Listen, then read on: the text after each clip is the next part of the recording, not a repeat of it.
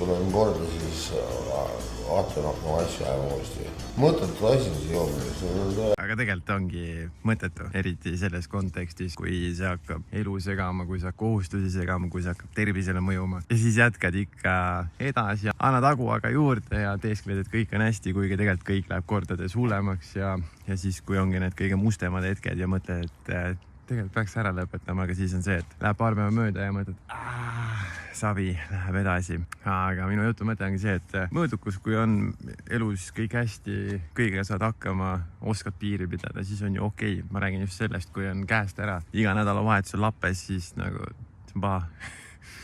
Ma räägin, mul endal läks kaal jumala käest ära kiiremini, kui ma oskasin üldse arvata. Läks kuskil 3-4 kuud ja ma jäin põmm üle soti, 106. Ja see sudden realization käis siis läbi, kui ma hakkasin ühte särki selga panema ja siis vaatasin, et nagu kitsaks on jäänud. Tegelikult oli kõik halvasti. Mõtted olid pahad, ärevus oli laes, liikuda ei jõudnud, kõik oli paha, une kvaliteet oli olematu. Ja siis, kui ma tegelikult otsustasin, davai, nüüd aitab, siis tegelikult läks kõik parem. Läks paremaks juba see, et esiteks une kvaliteet läks paremaks, kehakaal hakkas kukkuma, ärevus hakkas langema ja tänaseks ma olen jõudnud siia punkti, kus ma ei pea enam antidepressante võtma. Ma olen nagu by default mina ise jälle. Minu arust on see üks suurimaid võite. Teen selle kohta ka laivi, kindlasti tule vaata.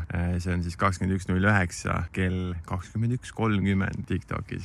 Heidangi pilgu siis detailsemalt, mis on kõik muutunud, kuidas on muutunud, mis olid need rasked hetked, kas oli murdumise hetki. Ja siis muidugi see ka, kuidas mittejoomine aitas hirmudest üle saada, kuidas mittejoomine aitas nagu ärevusele vastu minna niimoodi, et ma ei põgene sellest, vaid ma lasen juhtuda sellel ja siis õpin nagu uuesti tundma seda kehakaal. Siis ka see muidugi, et kuidas ma rajasin nii-öelda uue elu, uue distsipliini, mis on kõik aidanud hoida pinna peal ka rasketel hetkedel, et ei ole murdunud, et ei ole joonud uuesti ja sellest kõigest plaanin lähemalt rääkida.